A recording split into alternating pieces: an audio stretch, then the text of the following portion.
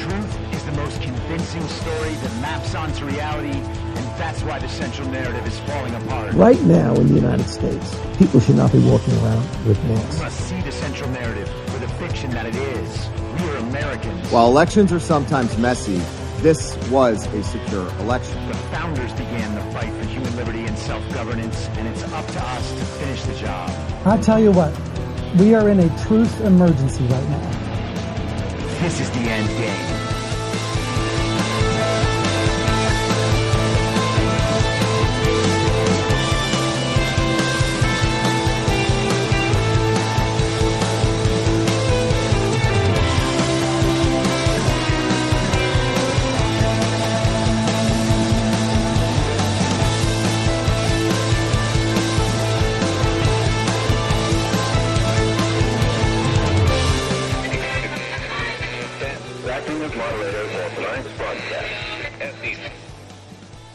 It's Friday, March 31st, 2023, the 800th day of dystopia. I'm your moderator, Chris Paul. Let's be reasonable. A warm welcome and hello to all of you listening to the podcast on the day of its release. The only way to do that is by becoming a paid subscriber at I'mYourModerator.substack.com. You can do so for as little as $50 a year or $5 a month. And in doing so, you will be supporting me, the work I do in this show as it expands. And if you can't or you simply don't want to, continue listening to the podcast for free on a wide variety of podcast platforms. And of course, Rumble. All I ask is that you share it with your friends. You can find the links to the podcast, the writing, the social media, and the merch site by visiting linktree.com/I'mYourModerator. So the walls have finally closed in so much that they have created just a Trump-sized space. That's all the space there is between the walls as they've closed in. Just turns out Trump's not there. And eventually Trump is going to use some sort of magic and put all these little communists right in that room and see what it's like when the wall really closes in, because it's certainly not happening this time. But they've tried. Donald Trump has been indicted. The first former president in American history has been indicted. The seal has been broken.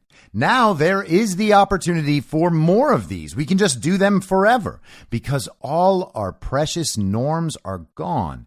Isn't that crazy? Now we're going to get to all that stuff, all the great indictment-related news. But let's just take a second and review what's happened this week, because there's been so much. We had a trans shooting of children at a Christian school in Tennessee. An attack by left-wing radicals radicalized into utter insanity through the gender agenda and other various systems of oppression that must have made life so bad for this person that the only way they could fix it was to go in and murder children in a Christian school. An act of terrorism made possible by the radical communist agenda that has been thrust on this country for years and years. We talked about TikTok and how TikTok is being made an example of because it's Chinese. And so what we need to either do is ban it outright or pass the internet version of the Patriot Act that makes it possible to punish any American for saying things online that dissent from the mainstream agenda. It allows the government to label people as foreign adversaries, citizens of this country, to be labeled as foreign adversaries so that they can be imprisoned and fined for saying the wrong things online. Obviously, the COVID and vax narratives continue to fall apart. We were told this week that the world being depopulated by 25% was a worthy goal and could be achieved if only we can reduce inequality. We have a full-blown color revolution in Israel as the global regime tries to maintain its death grip on that region forever.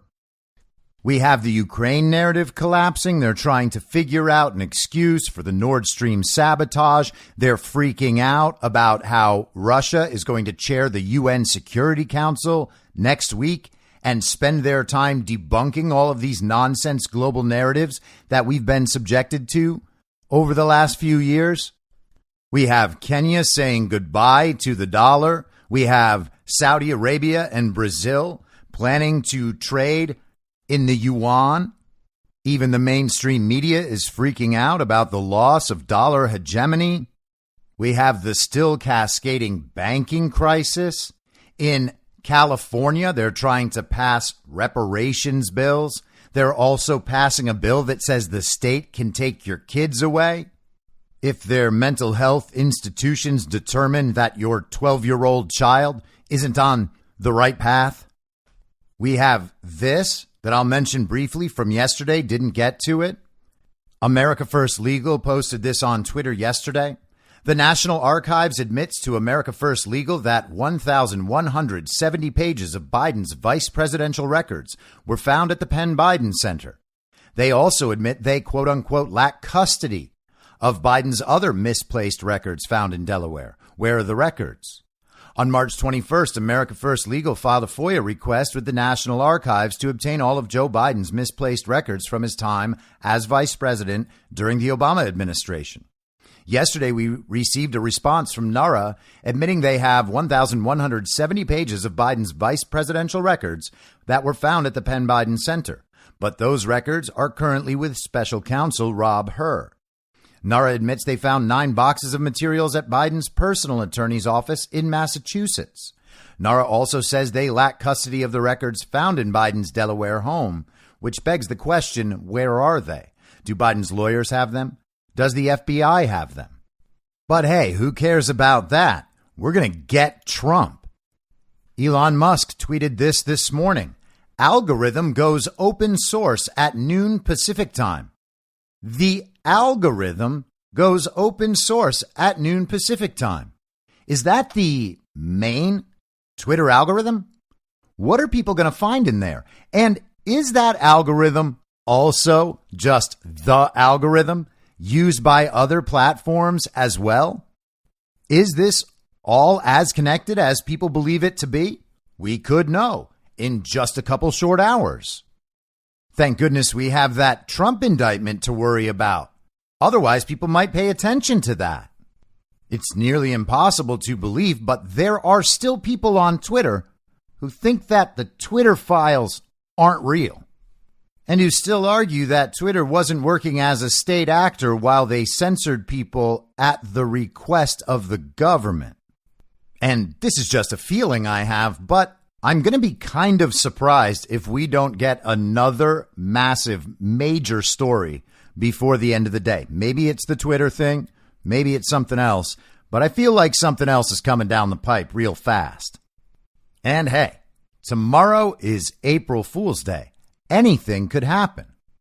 Trump has been talking about April Fools for a while. He's probably mentioned it, 10 or 15 times, multiple times in that speech in South Carolina and a whole bunch of times since. Talked about how every day is April Fool's Day. And we are indeed living in some sort of bizarro world. Even Elon Musk tweeted about that this morning. He said, if you don't like reality, just ignore it. Works, in parentheses, almost every time. And I wonder if he's mocking the people in the mainstream, the normies out there, who have been denying reality for so very long. Totally captured by the false reality. Everything exists only inside the false reality. All of the facts, all of the moral judgment, complete and total inversions where they are still the good guys, totally detached from reality, but the best possible people within the false reality. And by the way, let's just talk about April Fool's Day for a second, because I just found this out. It's not something that I ever paid attention to in my entire life. But it turns out that April 1st used to be considered New Year's Day. This is from the Farmer's Almanac. Legends have it that April Fool's Day began in France in 1564. Prior to 1564, April 1st used to be celebrated as New Year's Day. Those who insisted on celebrating the old New Year's became known as April Fools, and it became common to play jokes on one another. Some also say it has nothing to do with Mother Nature fooling us. Sometimes a late March, early April storm brings snow, fooling us since the calendar says it's spring. Truth is, no one really knows for certain what the origin of April Fool's Day is, though it's been celebrated in many varied cultures for hundreds, maybe even thousands of years. One popular story posits that the tradition began during the 16th century after Pope Gregory XIII decreed the switch from the Julian calendar to the Gregorian calendar. Prior to that time, the first day of April marked the start of the new year, but the new calendar moved the start of the year to January. According to this particular origin story, an April Fool was someone who could be tricked into receiving visitors on April 1st for a New Year's celebration. And isn't that interesting? The people who lived their whole lives knowing that New Year's Day was April 1st had that changed on them capriciously, and then were seen as the stupid people that didn't go along with the change that was made for no reason. It was stupid to go along with the way things always were. And you don't want to be seen as stupid. The best way to do that is by calling other people stupid, especially normal people, and immediately you see the party of false decorum emerge in the situation and the false reality emerge in the situation. I mean, imagine that one day you were just told, you know what? There's only 6 days in the week now. We don't have Sunday anymore. That's not God's day anymore. The next Sunday will simply be Monday. The Sunday after that will just be Tuesday. And in a few weeks, you'll forget that Sunday ever existed. And if you still want to talk about Sunday, we're going to call you stupid. If you even think about marking Sundays, we're going to mark all of those days Sunday Fool's Day.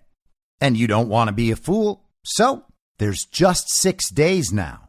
And it's amusing to think how we condition ourselves to ideas like this throughout our lives. We have no idea what it was like before, but we accept that the way it is now is the way it's always been, even though that's provably false. So Trump's talking about April Fool's Day. Maybe we get a Trump arrest tomorrow. Maybe the mugshot comes. What could be better than Trump being arrested on April Fool's Day after talking about April Fools over and over and over again? I imagine that what they want out of this situation is a gigantic upfront media hit so that everybody knows that Trump is indicted. They're going to tell their people just run around saying Trump is indicted, Trump is indicted, Trump is indicted all the time. That's all you need to know. Oh, Trump's supporters, those cultists, they're going to be so mad about it. Oh, you're going to torture them by saying Trump is indicted, Trump is indicted. And then something will come in and suck all of that oxygen out of the room and replace it with something else, because they can't get too many days out of this story. Anybody who digs deeply into the details and tries to figure out what's going on here is going to find out that there's nothing going on. There's no underlying crime. He's just putting together misdemeanors. They're releasing a 34-count indictment next week, and that very high number is what has convinced people, there must be some other stuff we don't know about. That's where the real stuff is. Hilarious. Try that one, commies. Tell everybody that it's not the Stormy thing. It's going to be a bunch of other things he's actually indicted for. And then what happens if those don't come around?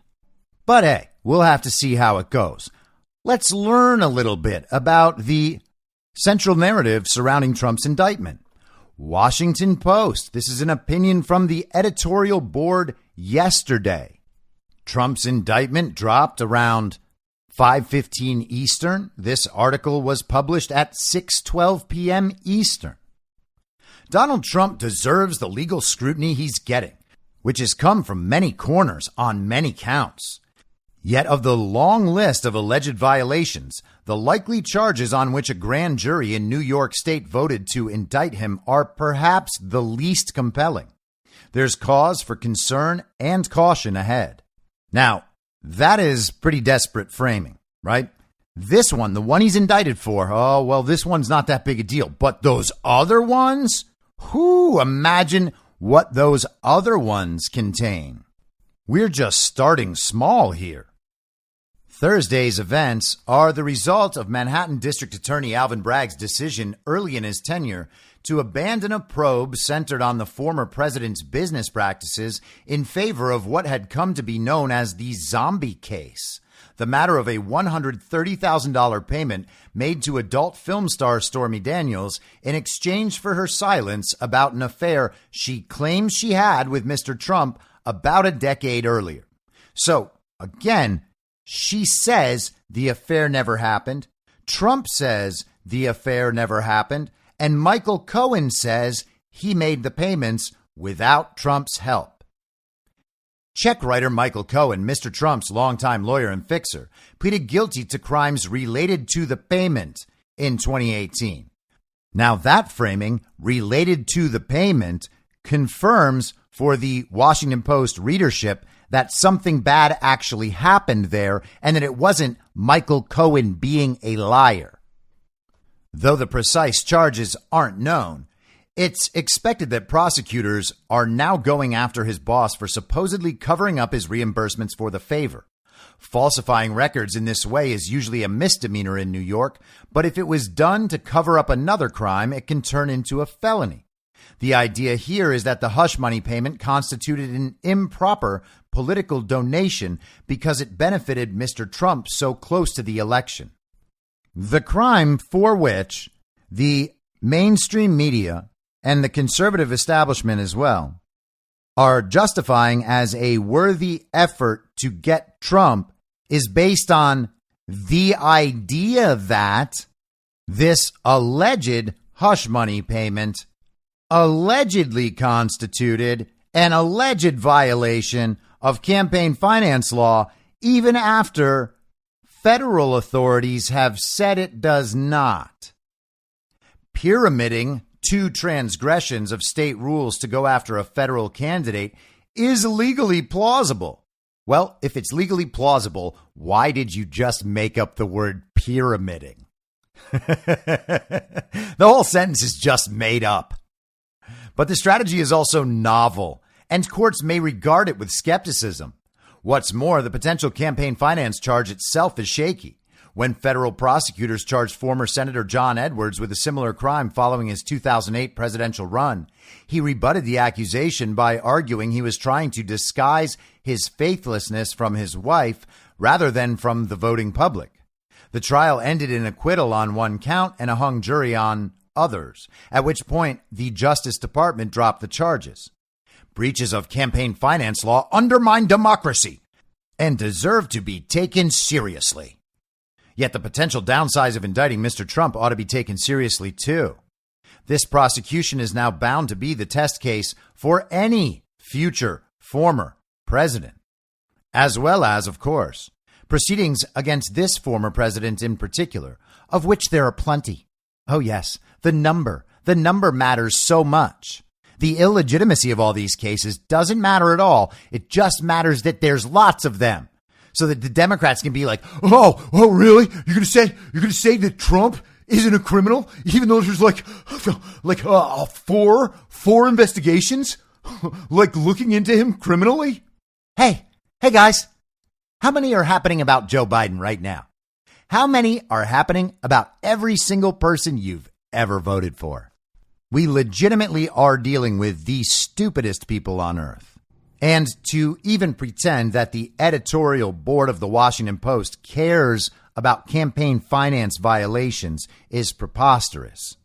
If they cared about that, they'd be talking about Barack Obama and Hillary Clinton in this paragraph, but they're not. They're talking about Donald Trump, whose campaign finance violations they can't even prove.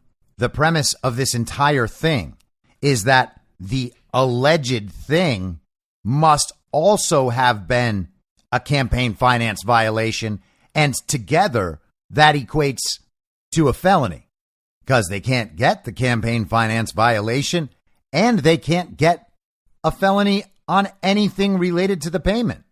It's good that they've recognized this as a test case for any future former president. What about any president? What if blowing up our norms in this way could actually present them with problems in the future? What about, for that matter, presidential candidates. I thought that was out of bounds. Wasn't that what Donald Trump was impeached for in the first impeachment hoax about Ukraine? Other investigations underway include Justice Department examinations of the January 6th, 2021 insurrection and classified documents discovered at Mar-a-Lago, where the possibility of obstruction of justice is particularly grave, except there's nothing in either one of those either. These are straightforward cases compared with the one proceeding in Manhattan.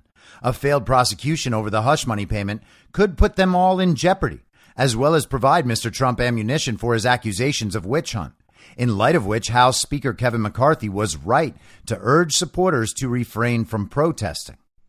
Public perception and political strategy shouldn't dissuade a district attorney from bringing a solid case, but neither should they persuade him to bring a shaky one. This prosecution needs to be airtight, otherwise it's not worth continuing.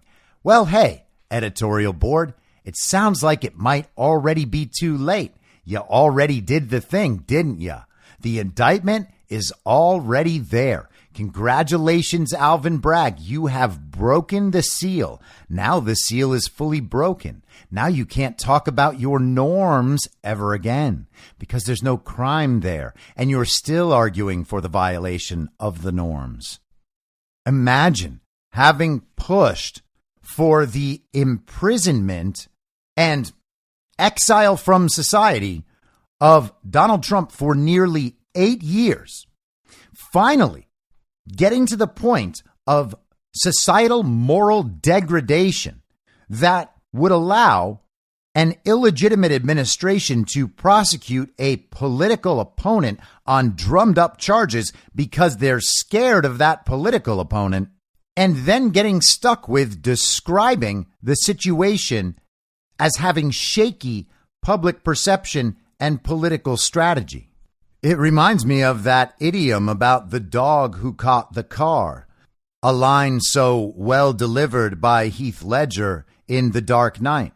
The dog has finally caught the car and has no idea what to do with it. And while this is the most blatant abuse of our justice system in pursuing political opponents, it's certainly not the first that we've seen in the last few years. Kaneko the Great put together a nice little list. April 28th, 2021, they seized Rudy Giuliani's cell phones. June 24th of that year, they raided George Dixon, who was making a Joe Biden corruption documentary. On November 6th of 2021, they raided James O'Keefe for reporting on Ashley Biden's diary. On November 15th, they arrested Steve Bannon for citing executive privilege. On June 3rd, 2022, they arrested Peter Navarro for citing executive privilege. On June 27th of 2022, they seized Trump attorney John Eastman's cell phone. On August 9th, they seized Representative Scott Perry's cell phone. On September 14th of last year, they seized Mike Lindell's cell phone. And finally, yesterday, they have indicted President Trump. And you might also think about how they pursued the parents of school children who wanted to protect their children, labeling them domestic terrorists. And that's without touching the very violent insurrection disaster. Naturally, Donald Trump responded last night in a statement. He wrote, "This is political persecution and election interference at the highest level in history. From the time I came down the golden escalator at Trump Tower, and even before I was sworn in as your president of the United States, the radical left Democrats, the enemy of hardworking men and women of this country, have been engaged in a witch hunt to destroy the Make America Great Again movement. You remember it just like I do. Russia, Russia, Russia. The Mueller hoax, Ukraine, Ukraine, Ukraine, impeachment hoax 1, impeachment hoax 2, the legal and unconstitutional Mar-a-Lago raid, and now this. The Democrats have lied, cheated, and stolen in their obsession with trying to get Trump. But now they've done the unthinkable, indicting a completely innocent person in an act of blatant election interference. Never before in our nation's history has this been done. The Democrats have cheated countless times over the decades, including spying on my campaign, But weaponizing our justice system to punish a political opponent who just so happens to be a president of the United States and by far the leading Republican candidate for president has never happened before, ever.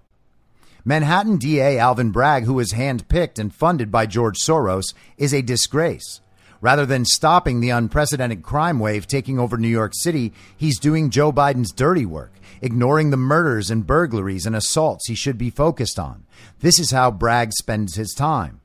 I believe this witch hunt will backfire massively on Joe Biden. The American people realize exactly what the radical left Democrats are doing here. Everyone can see it. So our movement and our party, united and strong, will defeat Alvin Bragg, and then we will defeat Joe Biden. And we are going to throw every last one of these crooked Democrats out of office so we can make America great again. And we'll get to some of the Soros stuff in a few minutes. Trump mentioned how Alvin Bragg isn't pursuing crime in New York City and is still going forward with this political persecution. Dave Marcus tweeted last night on Twitter, and this is a perfect tweet. I got to give it to him. He's generally way too establishment for my taste, but he nails it here. The irony here is that Alvin Bragg doesn't prosecute anyone who shoots people on Fifth Avenue, which of course recalls when Donald Trump said that his supporters would still back him even if he had shot someone on Fifth Avenue. It's important to remember how hilarious all this stuff is. Carrie Lake made a statement last night in support of Donald Trump. She wrote, "This is a dark moment in the history of our nation.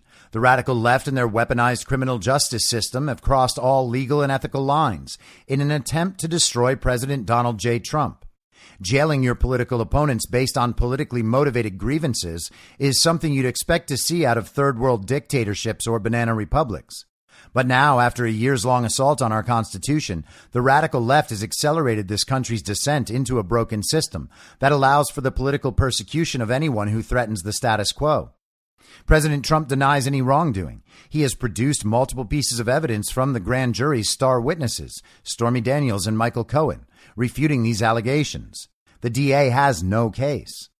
This political prosecution should receive bipartisan condemnation. The precedent this sets threatens to further divide a country already on the verge of tearing itself apart. Only cowards are willing to bend the law in order to silence the will of the American people. I unequivocally stand beside President Donald J. Trump and in defense of the rule of law. I am calling on all others to do the same." This is from The Hill last night. McCarthy vows to hold Bragg and his unprecedented abuse of power to account.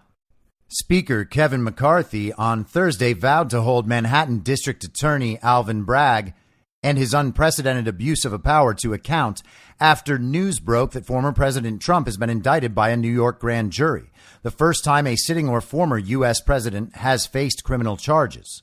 McCarthy argued Bragg, quote, irreparably damaged our country in an attempt to interfere in our presidential election, as Trump is in the middle of a 2024 campaign for another 4 years in the White House. As he routinely frees violent criminals to terrorize the public, he weaponized our sacred system of justice against President Donald Trump. The American people will not tolerate this injustice, and the House of Representatives will hold Alvin Bragg and his unprecedented abuse of power to account, McCarthy said. McCarthy has been dismissive of Bragg's investigation, calling it the weakest case out there. Other Republican voices and Trump allies have piled on in criticizing the Manhattan prosecutor's case as politically motivated. Earlier this month, though, the speaker publicly disagreed with Trump's calls for his supporters to protest the possible indictment. "Protest, take our nation back," Trump had said after he shared that he expected to be arrested. "I don't think people should protest this stuff," McCarthy said. And as far as protests go, we shall see. It seems like there might be some effort toward that for Tuesday of last week. Nancy Pelosi herself weighed in. She wrote, "The grand jury has acted upon the facts and the law. No one is above the law, and everyone has the right to a trial to prove innocence." Hopefully, the former president will peacefully respect the system which grants him that right. So, The total inversion within the false reality fully on display here.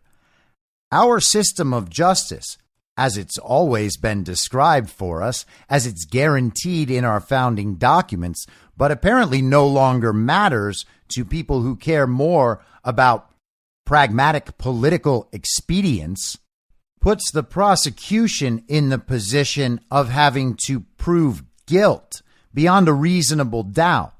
The accused does not have to prove his innocence, ever.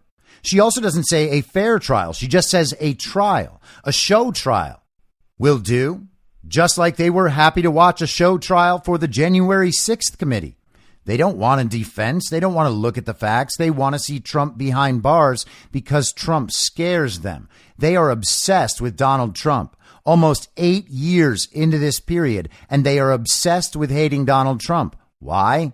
Because they inadvertently walked themselves into a hate movement. They are so convinced they are right, even after being absolutely wrong about everything for years and years on end. But if Donald Trump goes to jail, that makes them right about everything. That's how they view this. They need this to justify everything they've believed, they've said, and they've done. And they're still not going to get it. Alvin Bragg, the ridiculous communist DA in Manhattan, shot back. This is from today in the Washington Post. Bragg's office accuses House Republicans of unlawful political interference. The office of Manhattan District Attorney Alvin Bragg on Friday urged House Republicans to withdraw a demand for information regarding its case against former President Donald Trump, continuing to rebuff what it characterized as an unlawful political interference in an ongoing criminal case. In a letter to the three committee chairmen who are pressing for documents and testimony about Trump's case, Leslie B. Dubeck, the general counsel for Bragg's office, chastised them for choosing to, quote unquote, collaborate with the former president, who is now under indictment. A Manhattan grand jury had been hearing evidence about alleged hush money payments from Trump to adult film actress Stormy Daniels during the 2016 presidential campaign and voted to indict Trump on Thursday. As you are no doubt aware, former President Trump has directed harsh invective against District Attorney Bragg and threatened on social media that his arrest or indictment in New York may unleash death and destruction, Dubeck wrote. As committee chairman, you could use the stature of your office to denounce these attacks and urge respect for the fairness of our justice system.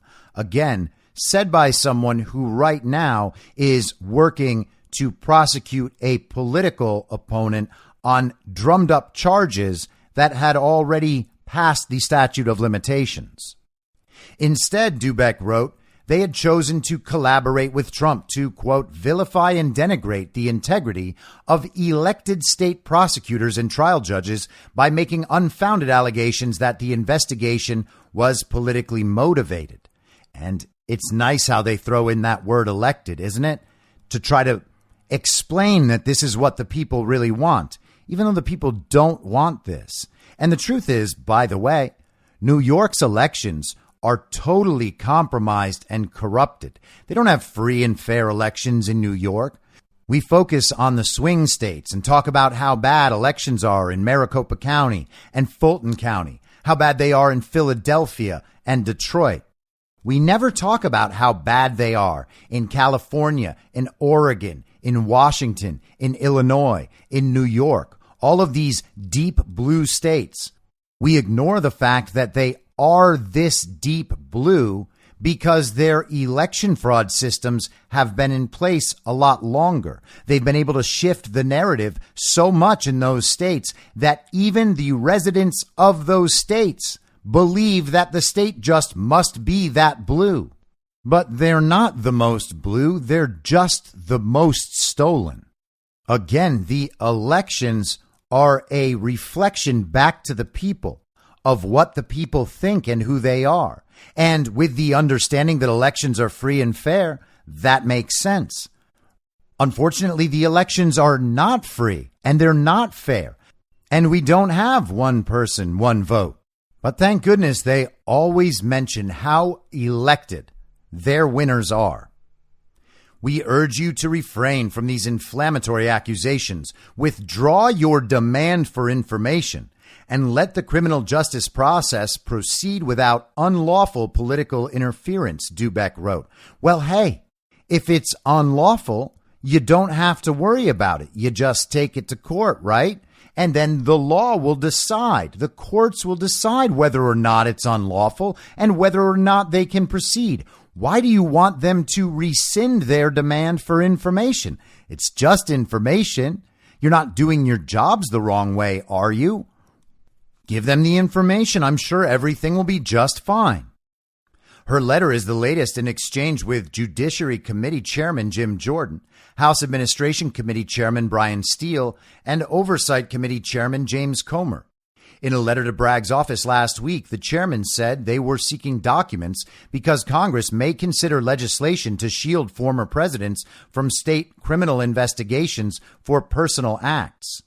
Dubeck noted that they did not cite that rationale in their original request, accusing them of inventing, quote, a baseless pretext to interfere with our office's work. Well, hey, good luck, commies. Let's take that one all the way to the end and make sure we get a perfect decision about what the rule actually is so that in the future we have it all on the record. Let's get the system totally locked in. Let's get all the rules in place, agreed to and supported by both sides. We'll even let you draw the lines on the field. Okay? You draw them however you like.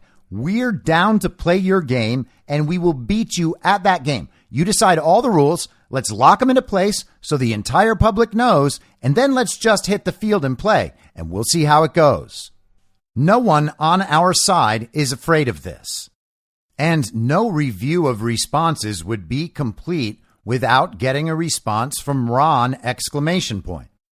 He, or someone in his office who writes his tweets, said this on Twitter yesterday. The weaponization of the legal system to advance a political agenda turns the rule of law on its head. It is un-American. The Soros-backed Manhattan DA has consistently bent the law to downgrade felonies and to excuse criminal misconduct. Yet now he is stretching the law to target a political opponent. Florida will not assist in an extradition request given the questionable circumstances at issue with this Soros-backed Manhattan prosecutor and his political agenda. Now, that statement is largely correct. That's fine. That crosses the lowest possible bars. 2 mentions of George Soros. Again, we'll come back to that in just a minute. He says that he will not assist in an extradition. Not that Ron did anything to stand in the way of the illegal raid of Mar-a-Lago, but at least he's not saying he's going to just outright help Alvin Bragg. So that's something. He did not mention Donald Trump by name. He stuck to the principles of the situation here, generally speaking. The circumstances of the issue are in fact not questionable. They are pretty well known. There is no basis for a prosecution here. It is a blatant abuse of the justice system. But Ron doesn't say that, and he doesn't mention Trump. Now, again, all of it could be optics. All of it could be kayfabe. I know that people are going to stick to that. I am still 100% open to that being true. But the thing is, you can't just assume it's true and start building your beliefs from there while ignoring the possibility that it's not true. I believe that there is probably a great deal of kayfabe happening out there. It doesn't mean that we're able to correctly identify every single instance of it, and then we should just assume that we can, and then whenever we've decided that an instance is kayfabe, just take it as a given that we're right. As disappointing as it may be to some people, you have to at least explore the possibility that this is just who Ron is, and Donald Trump has exposed something real here. We can give Ron the benefit of the doubt and assume that all of this was done to pull all of the fake conservatives out of the woodwork, shine a spotlight on them so everyone can see. If that was the goal, that goal has been well accomplished. But if it's not just that, then there is something wrong with Ron. And if that's the case, this tweet isn't some overwhelming endorsement of Donald Trump's innocence. In fact, it's entirely possible that the same people running this Draft Ron movement, the DeSantis Simp movement, the Bush dynasty, the Karl Roves and Paul Ryans of the world, they get information. They know what's going on behind the scenes. Are they pushing Ron just to see if they can divide MAGA? Did they think that they were going to weaken Donald Trump enough so that when these political prosecutions begin, everyone's just going to get sick of Donald Trump and move on? That's what the DeSantis Simps were out there saying yesterday. Trump has too much drama. Now he's been indicted. It's time to just move on. Come on, everybody. Aren't you ready to move on now? We've made fun of Donald Trump and you for 6 months. Aren't you ready to move on? Hey, guys, it's not going to happen. You're never going to win. You're not honest. You don't have integrity. You don't care about the country, and we don't care about you. You're not smarter than us. You're not better at this than us. We are going to crush you. And let's add one more wrinkle to this before we more fully explore their ridiculous info op that is destined to fail. It's honestly so embarrassing what these people are doing. Sundance, the anonymous writer at the conservative treehouse, his Twitter account is The Last Refuge 2, and he wrote last night, "Yup, it's true. What timing? Created at 2 p.m. today. Scheduled for April 4th committee approval. The resign to run rule being changed for Ron DeSantis." And he is quote tweeting the filing of a proposed bill in Florida to eliminate their resign to run rule so that Ron DeSantis can run for president and continue being the governor of Florida at the same time. Now, this only makes it possible for Ron to run. The Republican establishment can get this done and get this passed without any hope, legitimately, of Ron actually running. This is just a step in that process. It doesn't mean that Governor DeSantis is the one behind all this, although it will get very interesting if he goes ahead and signs it. Now, we are being told by DeSantis Simps online, who have absolutely no idea about how the world actually works or are just simply willing to lie about it all the time, that the timing of this coming out, it came out at 2 p.m. and the indictment didn't come out until slightly after 5 p.m., that there's no way the two things could be related. They're totally disconnected because the Florida thing happened first, not as a result of the indictment, you see. It's just a big coincidence. And apparently they think that people are actually going to believe it. You've got a former president, George W. Bush, and his family dynasty, Jeb Bush, other Bushes. They still got some Bushes in Texas. They got some Bushes in Florida. Probably got some Bushes all over the place. And Karl Rove and Paul Ryan, they can't get a few hours warning on whether or not an indictment's going to come down? Sure they can. They can absolutely do that. They are every bit as much of the regime as Alvin Bragg and George Soros and Barack Obama and Joe Biden and Hillary Clinton. It's all the same thing. So the timing of that decision relative to the timing of the announcement of the indictment does not in any way prove that this is just a coincidence and not related.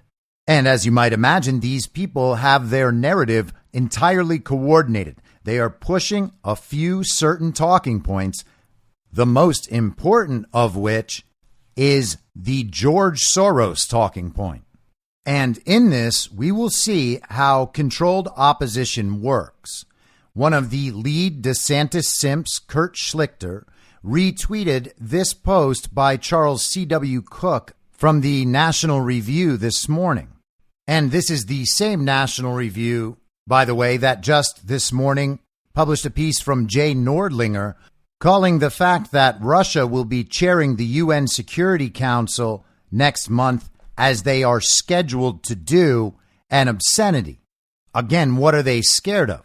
But Kurt Schlichter retweets this post from Charles C.W. Cook saying, that's the idea. Cook says, as part of a thread on George Soros, and I'll read the piece he wrote in just a second. But he wrote, "We cannot live in a country in which only one side gets to speak." In his Wall Street Journal piece, Soros wrote, "Judging by the results, the public likes what it's hearing. If when members of the public say, actually no, they're accused of anti-Semitism. We don't have a two-sided debate." Oh, what a brilliant insight, Charlie Cook. "What bothers me the most about this reflex is how transparently self-serving it is. It's just a good old-fashioned shut up with a few baubles and adornments hanging off the side. It would be like me accusing everyone who disagrees with me of being anti-immigrant. Stop it." And of course, he's talking about the defense always used for George Soros, that any criticism of Soros is anti-Semitic, even though George Soros himself literally worked with Nazis in World War II Hungary and is now a major factor in the World Economic Forum, which is a literal outgrowth of Nazism. These people fully support the war in Ukraine, where they are supporting actual Nazis and denying they're doing it. But here is Charlie Cook's piece this morning in the National Review. George Soros is no more exempt from criticism than anyone else. Joe Scarborough has decided that criticism of George Soros' involvement in politics is anti-Semitic, and that America is thus Germany 1933. And he includes clips from MSNBC's broadcasts about Donald Trump's indictment. First, Joy Reid. It is a statement without dignity. The governor of Florida does not know the facts, so he cannot talk about questionable facts in this case. He doesn't know them. Only the grand jury knows, and this is a sealed indictment. So he's making a statement about something he doesn't know the answer to and throwing out, as you said, Andrew, dog whistles. You know, historically, this meme, this idea among the right that African Americans, that black folks who are in positions are controlled by some Jewish overseer who's pulling their strings. That's what that statement reads like. And perhaps this governor should maybe read a history book to speak, because he might not understand what he is channeling. But he is channeling an era in American history that is one of the most ugly, that he's probably not allowing to be taught in school. But that idea that this prosecutor, and by the way, it's not just this prosecutor, Andrew, and I'll let you go on this and let you have a final word on it. It was a grand jury that looked at facts, that looked at evidence. And this grand jury took a vote, which is part of our system. And so for the governor of one of our largest states and most important states to throw out a miasma of words that are meant to trigger the far right for his political ambitions that really do sound like that old meme that this black prosecutor must be under the secret control of this, murky Jewish millionaire. That could be 1950, and it is not dignified. So that's Joy Reid telling Andrew Weissman how connecting Alvin Bragg to George Soros, who does fund and back Alvin Bragg, is anti-Semitism. And once again, that makes our side, the Nazis, not the side that's supporting actual Nazis, not the side that's supporting George Soros, who literally worked with actual Nazis, not the side that's supporting George Soros, who is literally a part of the worldwide Nazi movement. And if you don't believe me that that's what it is, I suggest you look more into the idea, because they didn't stop, not at any point. They have not stopped. This is the comeback, and they really thought it was going to work this time. Charlie Cook adds one more post from MSNBC. He can't help himself. Ron DeSantis embarrassed himself by saying he was going to fight extradition charges like he has any say. I mean, again, one more Republican that really just doesn't give a damn about the Constitution of the United States. And of course, you gotta just.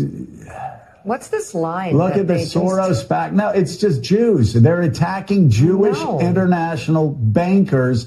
It's what anti-Semites have been doing for hundreds of years, attacking Jewish international bankers. And that's what they do. They try to blame everything on Jewish international bankers. It's Germany 1933. But why does Ron DeSantis further embarrass himself by saying, I'm going to ignore the Constitution and I'm not going to extradite Trump to New York?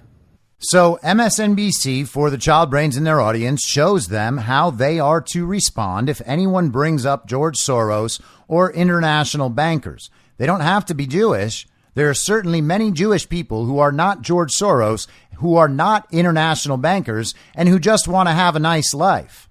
There are also many Jewish people and many people of every other background who don't want any of that. And those people right now are supporting a color revolution in Israel as we speak. But this is where the battle lines have been drawn between the overt and avowed communists in this country on the left and center left and the establishment that we're told is on the center right, even though there is no difference whatsoever between them and Democrats. The battle lines are drawn at George Soros. Let's explore why. And again, I think that George Soros is one of the most evil people on this planet. I am not in any way defending George Soros and never, ever would. That said, what we are seeing from the right is totally disingenuous. It is a complete and total lie and distraction because they don't want to talk about Donald Trump. Here's Charlie Cook. What Scarborough is saying here is absolute nonsense, and those at whom it is aimed should respond by assiduously ignoring it. George Soros is heavily engaged in American politics, and he is as liable to be criticized for that engagement as is anyone else. The phrase to which Scarborough objects is Soros-backed, which Governor DeSantis used yesterday to describe Alvin Bragg. And why did DeSantis say that Alvin Bragg is Soros-backed? I'll tell you. Because Alvin Bragg is backed by George Soros. Here's CNBC. Soros's $1 million check to the Color of Change PAC, the largest individual donation it received in the 2022 election cycle, came days after it endorsed Bragg for district attorney and pledged more than $1 million in spending to support his candidacy, according to records. CNBC also notes that Soros has spent hundreds of millions of dollars in donations to back Democratic political campaigns, which, as it happened, I already knew because George Soros writes about it from time to time in public. Here, for example, is a recent column that Soros wrote for the Wall Street Journal. It's titled, "Why I Support Reform Prosecutors." It features George Soros's byline and only George Soros's byline, and it contains lines such as, "I have been involved in efforts to reform the criminal justice system for the more than 30 years I have been a philanthropist." And, "This is why I have supported the election and more recently the re-election of prosecutors who support reform. I have done it transparently and I have no intention of stopping." And, "The funds I provide enable sensible, reform-minded candidates to receive a hearing from the public." George Soros is not hiding his involvement in backing the election of the sort of prosecutors whom he prefers. We might call them Soros-backed prosecutors. And nor should he hide that involvement. This is America. In free countries, free people are allowed to argue for whichever sort of elected officials they prefer. And in return, other people are permitted to criticize them. There is nothing factually incorrect about Ron DeSantis describing prosecutors who have been backed by Soros as Soros-backed. There is nothing morally wrong with Ron DeSantis going on to criticize those prosecutors or the results they yield, or George Soros for having helped them get there. And there is nothing anti-Semitic about Jews who hold political opinions being criticized for those political opinions, as would anyone else be. What Scarborough and co. are trying to do, and what so many within the media spend their day doing at the moment, is shut down debate so that only one side is able to speak openly. This will not do. Now, we know that there is a history of George Soros funding media organizations to make claims about how any dissent from George Soros, any criticism of George Soros, is anti-Semitic. George Soros propagates that narrative himself and through his own channels. Nonetheless, it is still very effective. Charles C.W. Cook wants everybody to know that George Soros has the right to say and do all these things because it is America. It is a free country, and free people are allowed to argue for whichever sort of elected officials they prefer. That's what he says. But that's not true, is it? because we have been censored by our own governments. Where was the National Review throughout that time? I used to subscribe to the National Review. I used to listen to their podcasts. I really liked Charles C.W. Cook, but they always told us about how Section 230 means Twitter is a private company, Facebook is a private company, Google is a private company. They can all do whatever they want. They can censor whomever they want. They just can't do it in league with the government. And then we find out that it was in league with the government. Do they take that into account? Do they admit it? Do they change their opinions? No. They still say we're a free country after having watched people whose side they are ostensibly on being censored for years. Still makes no difference. They're still going to claim we have a free country. And we have to talk about how the people are responsible for electing these candidates after George Soros backs them. Soros makes his case to the people. He puts his money behind his case, and then the people vote these candidates into office. Of course, that's a result of Charles C.W. denying that our elections are stolen, not just for Donald Trump, not just for Kari Lake, but across the country, everywhere, at all levels of government, from your little town all the way up to the President of the United States of America, your school boards, your city councils, your district attorneys, your sheriffs, your state representatives, your state senators, your governors, your attorney general, your secretary of state, your elections for federal officials, your congressmen, your senators, and yes, your president. All of those elections are stolen. They are obviously stolen, and anyone who bothered to check would know that the evidence is obvious and overwhelming. And no, the courts didn't dismiss all the cases. There have been elections ruled unconstitutional already, but no one knows it. There are ongoing cases all across the country, but everybody just pretends it's not true. Chris Krebs said our elections were the safest and most secure of all time, and I guess he couldn't be lying. Bill Barr said he hadn't seen any evidence from their investigations that shows that the elections were fraudulent in a way that could reverse them. But then again, he never had an investigation. That's been proven. So really what they're down to in their argument that our elections are free and fair is just that we are told by the television that our elections are free and fair. And members of the media tell us that our elections are free and fair because they are incentivized to remain within this system. They get power from this system. They have profited and grown in power over the last 3 years while Americans' lives were decimated. And they don't care, not enough to check. So what do we have in response to the indictment of a former president of the United States from the DeSantis Simps? Have they expressed that the United States is turning into a banana republic? No, not really. They can't express that because what would that mean? That would mean that maybe the leaders are illegitimate. That would mean that the leaders stole the elections, and that's how they're in office. And they can't admit that because they have to be able to call Donald Trump a loser.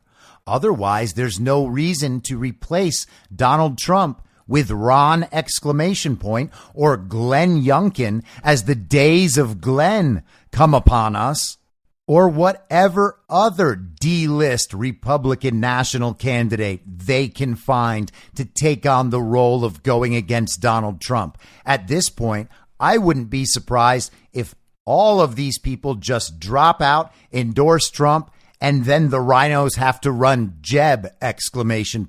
All over again. Maybe that's the play. But what are we seeing? We're seeing them make the George Soros point. And then we get to see an argument about whether or not criticizing George Soros is anti-Semitic, and everyone can fight about that instead of actually focus on the underlying issue, which is that an illegitimate authoritarian dictatorship has arisen in our country in full view, and they can't admit it. They can't admit that all of this is being done to stop Donald Trump because Donald Trump is the real threat. They want to take out Donald Trump and replace him with something. Someone that the regime simply will not object to the same way they object to Donald Trump. And why? Because that person will do the bidding of the regime enough so that the regime's agenda continues to move forward. Are these people legitimately opposed to George Soros and George Soros's agenda? George Soros has called Donald Trump, Vladimir Putin, and Xi Jinping the most dangerous person in the world. And a few weeks ago, he was complimenting Ron DeSantis as the guy who can take out Trump. The DeSantis Simps explained to us then that George Soros wasn't actually endorsing Ron. He was just talking about how great Ron is, and everyone can see that. Everyone knows Ron is not on board with the Soros agenda. Get it, guys? Everybody knows. Except yesterday, we talked about how Ron is essentially implementing George Soros's agenda in Florida with the Live Local Act. Could it be something else? Yeah, it could be. Outside chance it could be. But George Soros isn't upset about that legislation. Maybe there's another explanation for it on Ron's behalf, but we haven't seen one. It's being touted by Republicans and Democrats as a good bill. They're going to spend all this money on affordable housing. Oh, that's going to solve all their problems. Houses in Florida are too expensive. Well, too expensive for whom? People who want to move to Florida? So you will what? End up with less people moving to Florida, and that is ruining the lives of Floridians? How? It's ruining the lives of Floridians to the point where you need to spend $700 million building affordable housing and doing more to plan cities? Well, that doesn't make sense. These people went along with COVID, with lockdowns, with masks, with the vaccines. They certainly weren't rebuking the agenda of the global regime at that point. They repeated the very violent insurrection narrative, aiding the American Reichstag fire and the color revolution playbook. Whose playbook is that? George Soros's. Were they out there battling the demon at that point? Of course they weren't. They talked about how Donald Trump's wall was stupid and racist. Sure, they want to help the immigration problem and they're totally opposed to amnesty. But you can't build the wall because, of course, Republicans benefit from slave labor and Republicans benefit from the global initiative on human migration. You can't stop the human trafficking. We need those humans in other places. That's why we're moving them. Despite the presence of actual Nazis and actual bioweapons labs in Ukraine, they support Ukraine against Russia's brutal invasion to the tune of well over $100 billion now. And who knows how many lives lost so that they can protect the global regime's stronghold of corruption and human trafficking and drug trafficking and money laundering in Ukraine.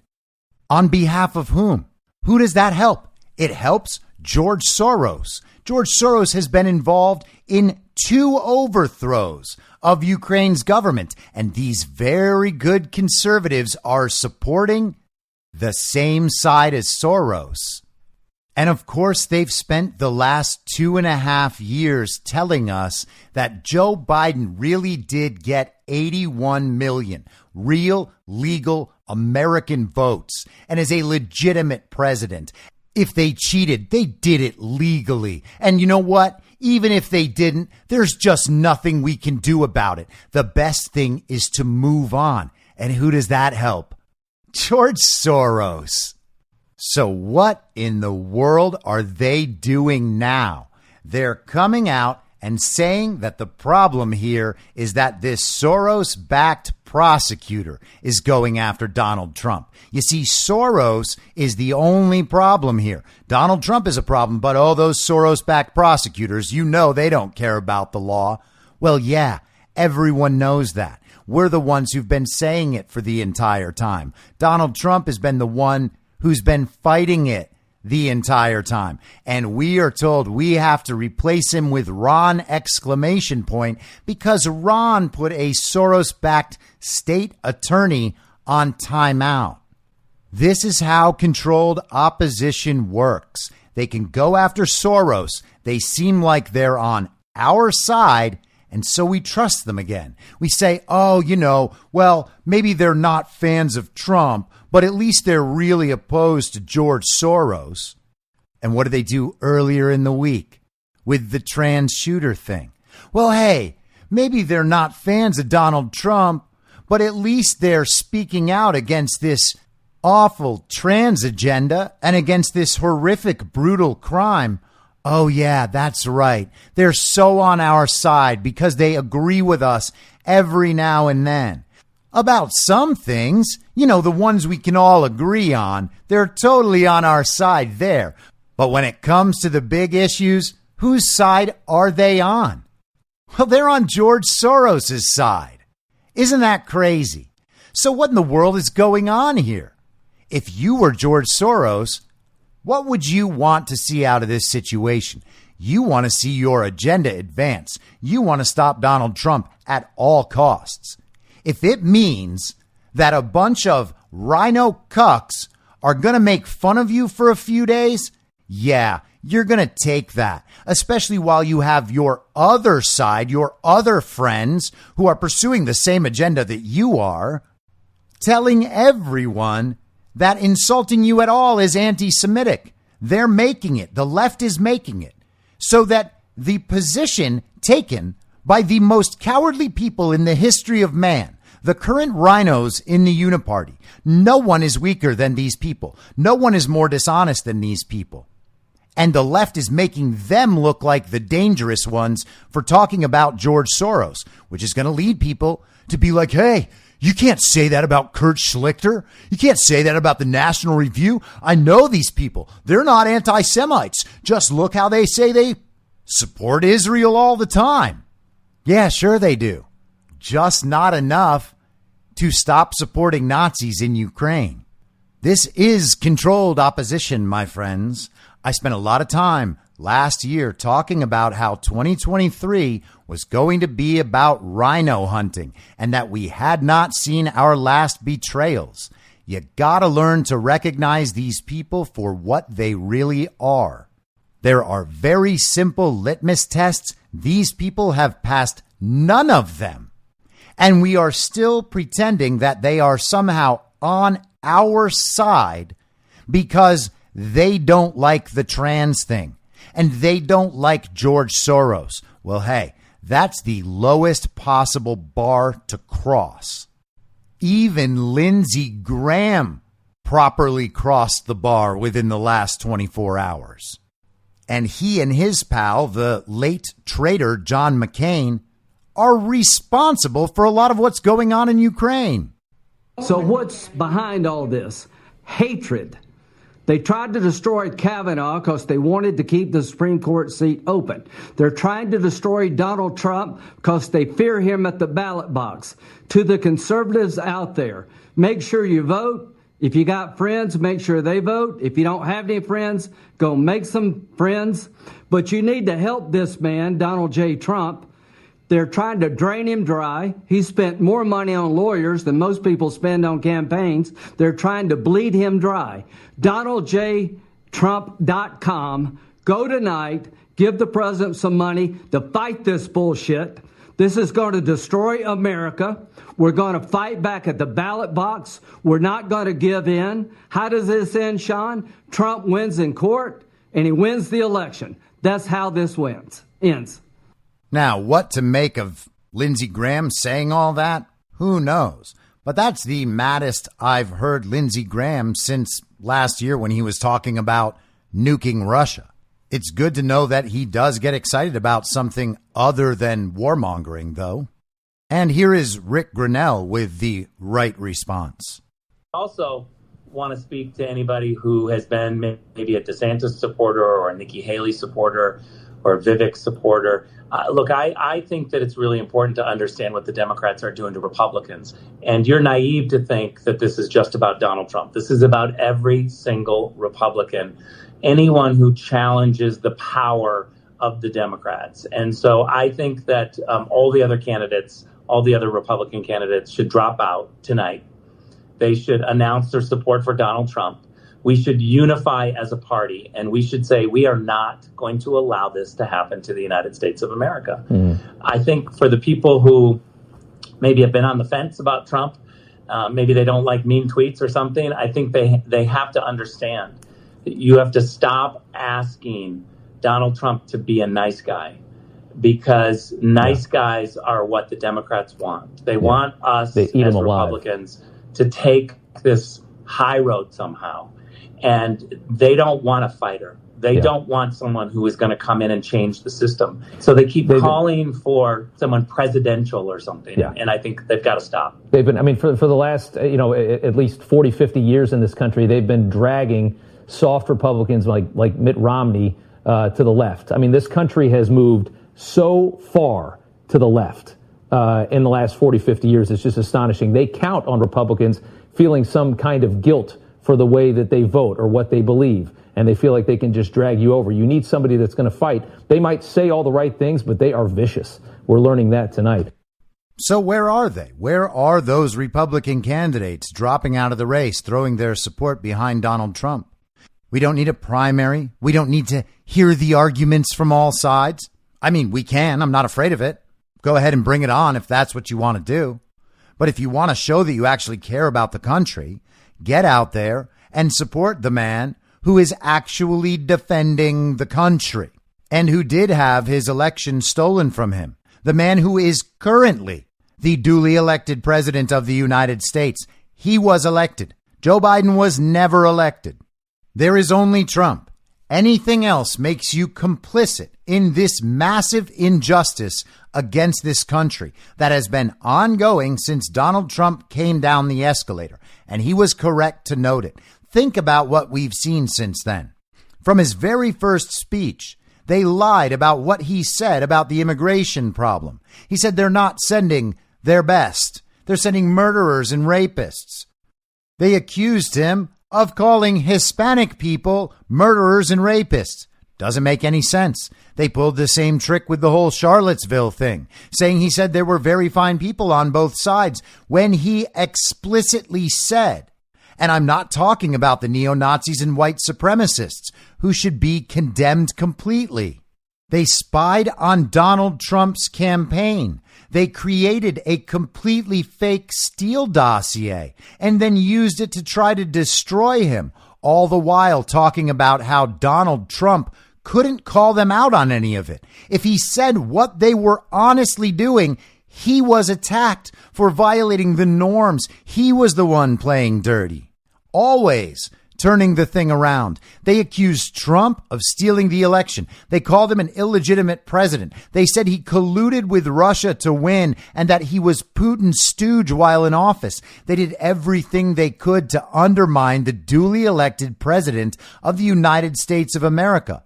They took his national security advisor, Michael Flynn, off the table with drummed up charges from the FBI. They launched the Mueller investigation that undermined his entire presidency with these similar lies. They did Michael Avenatti and Stormy Daniels. Michael Avenatti went to prison. Stormy Daniels owes Donald Trump about $500,000. They tried to impeach Donald Trump because he was investigating Joe Biden in Ukraine for crimes against America that Joe Biden provably committed. One of the most corrupt politicians in American history, quite possibly the most corrupt politician in American history. But Donald Trump can't investigate crimes against America, as is his duty as president, because it's a political opponent, a potential political opponent at the time in Joe Biden. And they impeached him for it.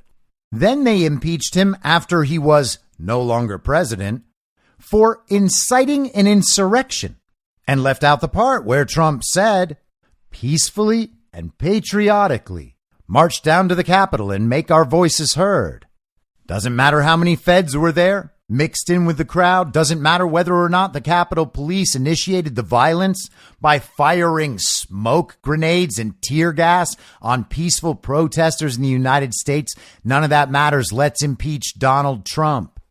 They operate a veritable slave trade on the southern border. The women and children are kidnapped and raped and trafficked. They bring in terrorists. They bring in fentanyl. And if you argue, they say you're racist. They have given away American energy dominance. Why? Well, because we got to save the planet from the sun. They sabotage the Nord Stream pipelines and they're supporting Nazis in Ukraine while calling us Nazis.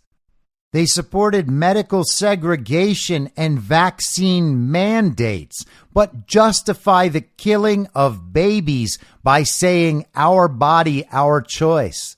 These people have no principles, and it doesn't matter to keep pointing out that they're hypocrites. That should be taken as a given. They're playing full-on power politics, and almost all of that power is abstract projected power. It's not real power.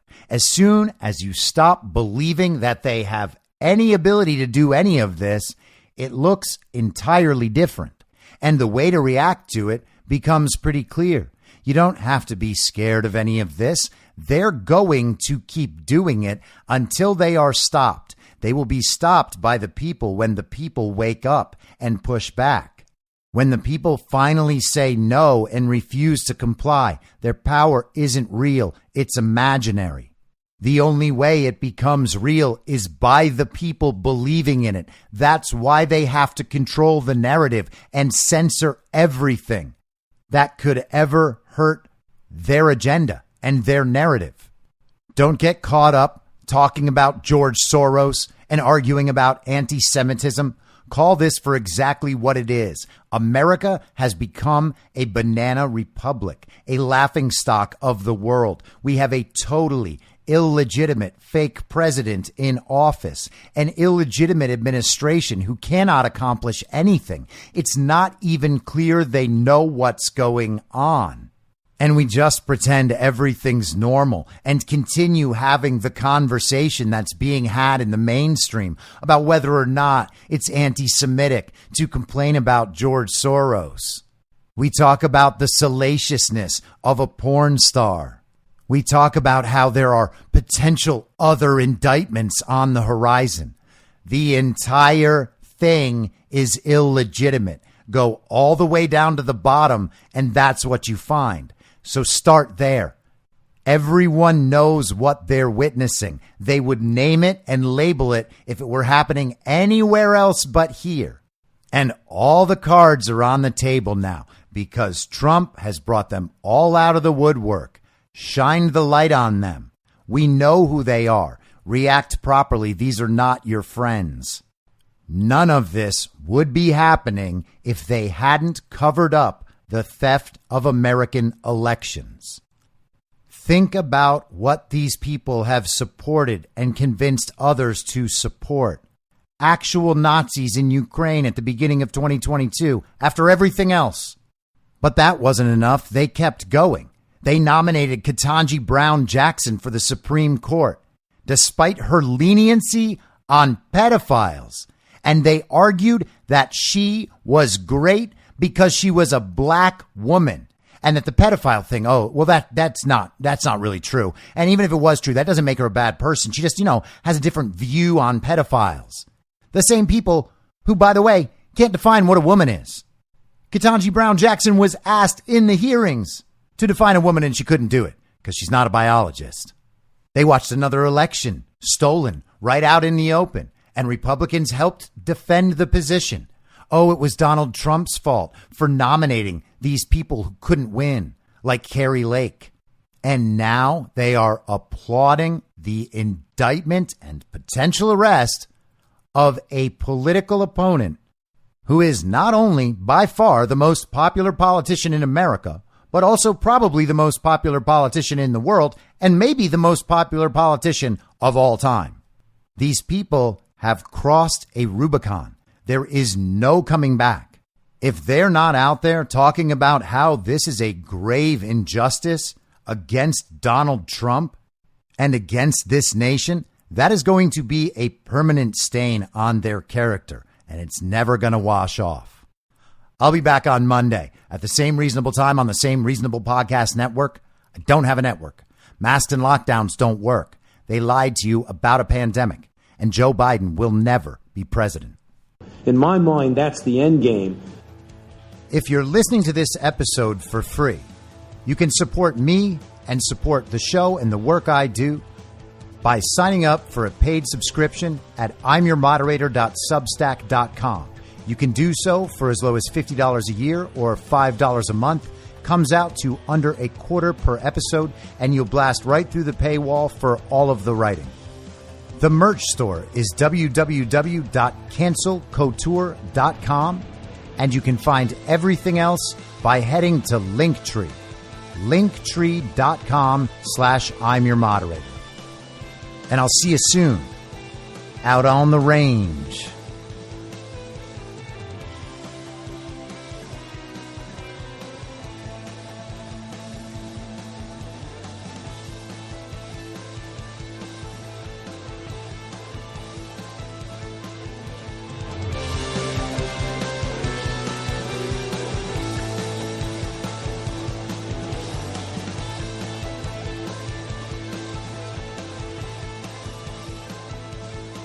It's